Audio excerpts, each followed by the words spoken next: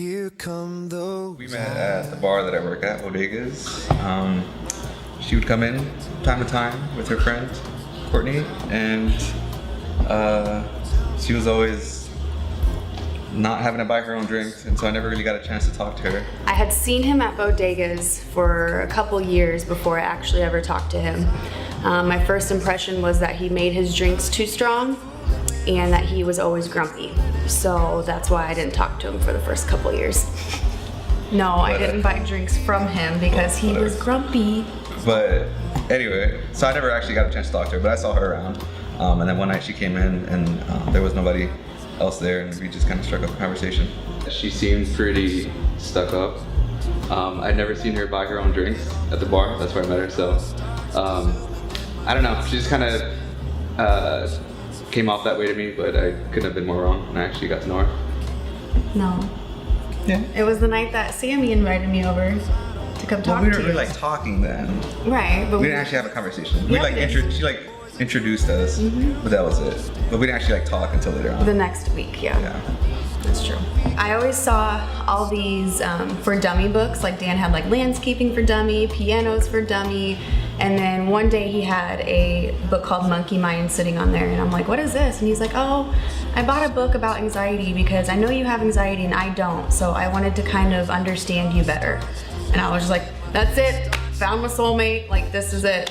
When I went on a work trip, I went to, where'd I go? Minnesota or Minneapolis? Kalamazoo? Kalamazoo, I don't know, something like that. But I went out of town, and I happened to be gone over my birthday. And my birthday was on a Tuesday. I got back on a Friday. And so she's like, oh, all right, well, you know, when you get back in Lincoln, just come over, whatever. We're just gonna hang out. And I get to her place, and she overnighted pizza from New York to Nebraska and had it waiting for me. And it was a lot of pizza. It wasn't like one pie, it was a lot. And that was it. We weren't even dating then. Technically we weren't. No, that night I decided let's make it official. Actually, No, I said you had to ask me. I had to ask. So we made it official that night. I would say Dan's best attribute would be his kind heart. But if I'm gonna go with physical, I'd say all of the Hispanic package. I think the one attribute I have that I pride myself in is in my patience, and I think it serves me well, and it's definitely helped in my relationship with Steph sometimes. Steph's best attribute would definitely be her empathy. She really knows how to put herself in other people's shoes, and she's always looking out for other people's best interests. What is my best attribute? I would have to say, am I trying to guess what he's gonna say? I would say my smile.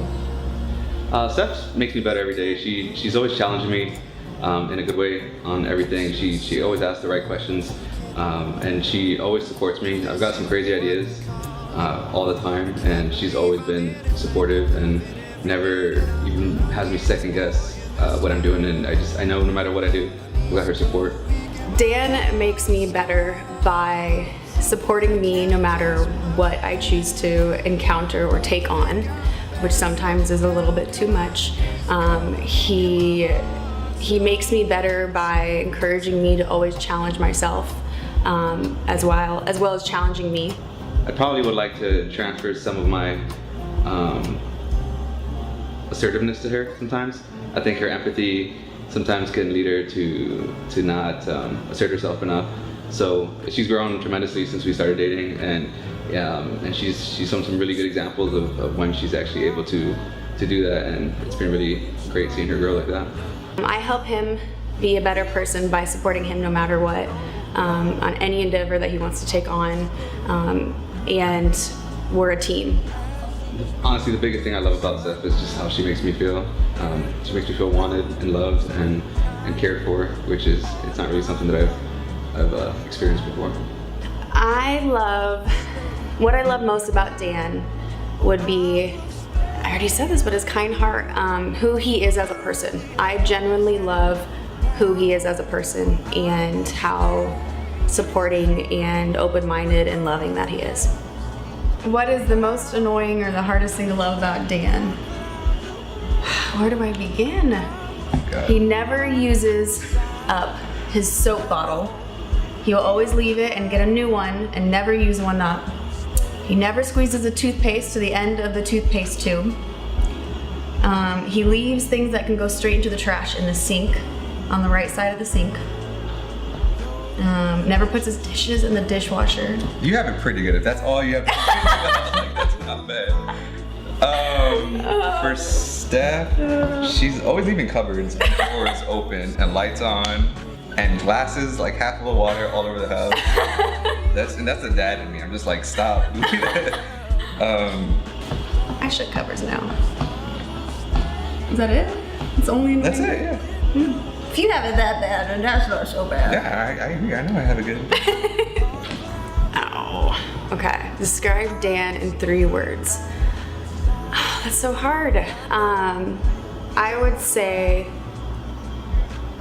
loving, because that umbrella is everything, right? All the good stuff. Beautiful. Handsome. Energetic. Selfless. And empathetic. One thing that Dan cannot live without would be. Ooh. One thing she can't live without.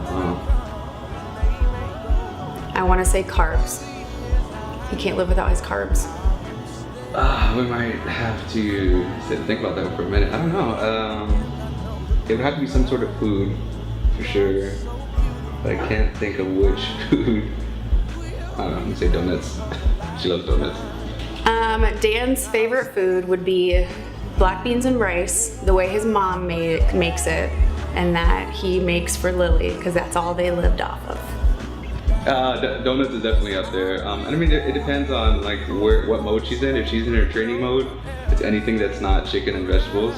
But just normal everyday, she loves her donuts, and she always loves sushi. It's always something that she'll eat.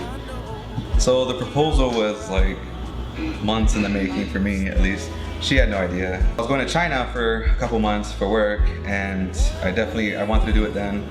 And she was gonna come out to visit me, so it made a lot of sense. And my first thing was to, ask for her dad's blessing.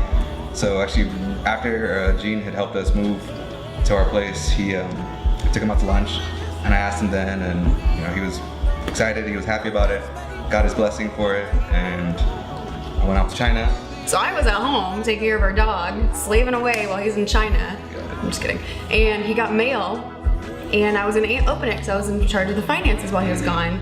And he got super mad at me for trying to open up his mail. I get mad. So naturally I was like, what are you hiding? I put an insurance policy on the ring, and I didn't think to not send it home. So I wanted to check the mail and I couldn't. So he eventually was like, I bought you a ring and I got denied. So leave me alone about it. And I was like, oh shit, I'm a bad person. Like, I shouldn't have pushed that on him. My original plan was to do it at the Great Wall, but logistically it wouldn't work out. I had a friend who's a photographer out there, and he was gonna do it for me, but he said it wouldn't work because it's too busy. So instead, our entire tech team, it was like 24 people, got together, and they helped me acquire a place that I could rent. It was a rooftop coffee shop on the beach, and it was called Vanilla Cafe. And so I rented that place out.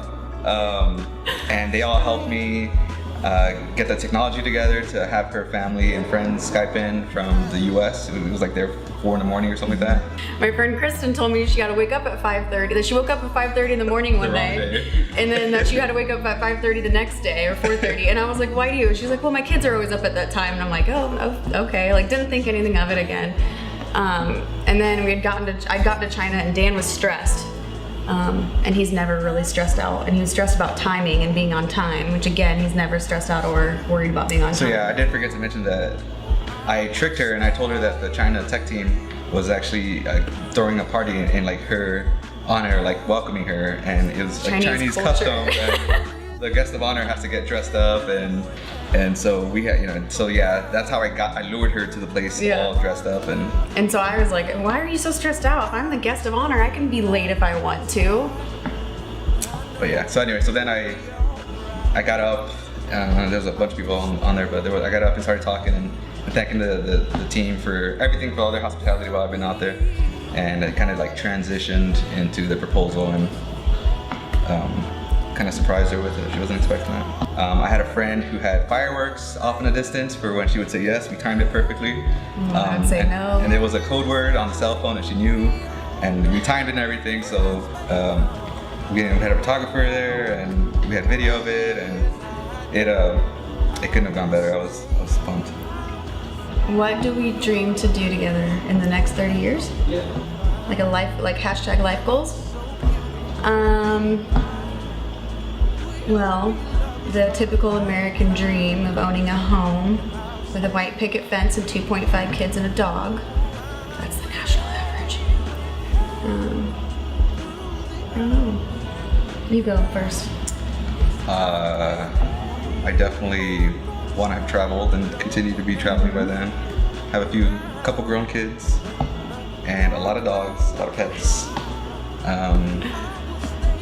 I know, a home, just to be children. just to be happily married and content with life. Yeah, I want a happy marriage that we actually still love each other in 30 years, not just tolerating. Love each other more. in 30 years. Yeah, that guy. Yeah, and I'll stay with you through the end of all time. I will stay.